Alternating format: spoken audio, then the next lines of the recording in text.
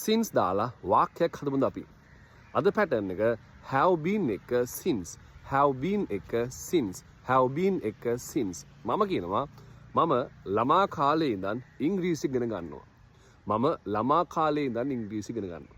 එතකොට මම නම් I අපේ pattern එක මොකද්ද? have been. I have been ඉගෙන ගන්නකොට කියන්නේ අපි studying. I have been studying මොනවාද ඉගෙන ගන්නේ? English. I have been studying English.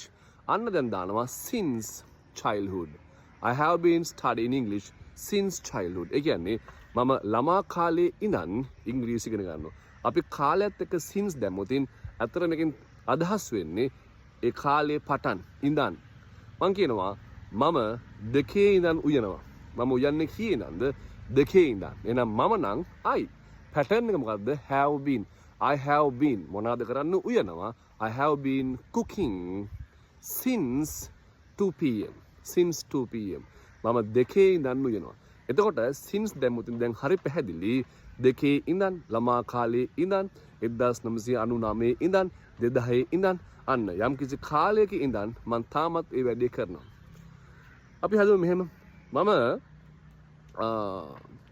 හවස 3 ඉඳන් කෝල් එකක ඉන්නේ. මම හවස 3 ඉඳන් කතා කරමින් ඉන්නේ. ඒතර මම නම් I pattern එක මොකද්ද? have been.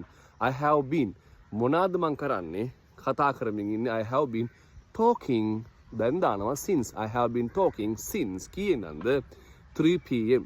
හවස 3 ඉඳන් මං කතා කරමින් ඉන්නේ. එහෙනම් හදන්න මෙන්න මේ වාක්‍ය හරියටම මම හවස 4 ඉඳන් සෙල්ලම් කරමින් ඉන්නේ.